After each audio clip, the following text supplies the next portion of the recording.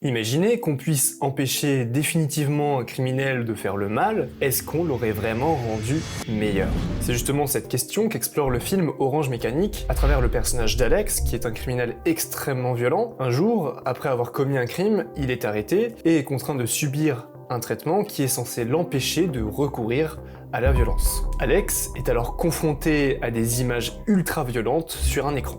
Il développe littéralement une espèce de réflexe physique qui l'empêche de supporter n'importe quelle violence. La première question à se poser est donc, est-ce que ce type de traitement est véritablement efficace à l'échelle de l'humanité? Et pour moi, personnellement, la réponse est assez claire. Si on peut utiliser un traitement qui empêche toute forme de violence chez les criminels, notamment en France avec des peines qui sont pas assez lourdes, à mon humble avis, ça éviterait potentiellement qu'ils recommencent à faire des crimes une fois sortis. Mais même si cet argument est assez fort, il y a encore un autre problème. Alex, aussi cruel soit-il, est avant tout un être humain. Et la morale fonctionne en partie pour tout le monde. Et je trouve que le droit est un bon exemple. En effet, même un criminel extrêmement cruel, violent, a le droit d'être défendu et d'avoir un avocat. Dans notre cas, le fait d'imposer ce traitement à Alex ne lui laisse plus le choix de recourir à la violence. Et cela pose problème car le fait de pouvoir choisir fait partie en soi de la dignité humaine. C'est d'ailleurs pour cela que la prison est bien différente de ce traitement.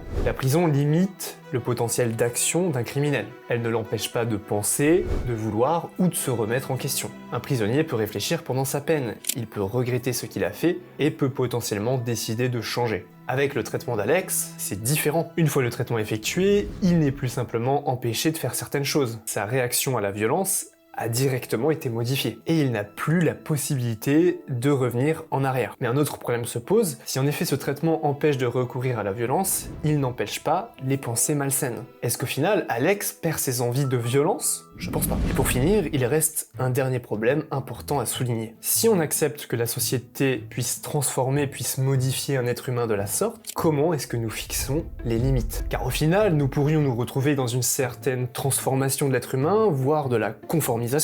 Et surtout, nous pourrions éventuellement nous tromper et condamner au traitement une personne qui est totalement innocente. Et finalement, je pense qu'il faut bien distinguer deux choses. Est-ce qu'on a réellement rendu Alex meilleur, ou est-ce qu'on l'a simplement rendu inoffensif? Et c'est peut-être là toute la différence. Simplement empêcher quelqu'un de faire le mal, ou lui laisser la capacité à devenir quelqu'un de bien. Après avoir vu Orange Mécanique, je pensais vraiment que ce traitement allait être la solution à notre problème. On a peut-être empêché Alex de refaire du mal, mais est-ce qu'on l'a vraiment rendu meilleur?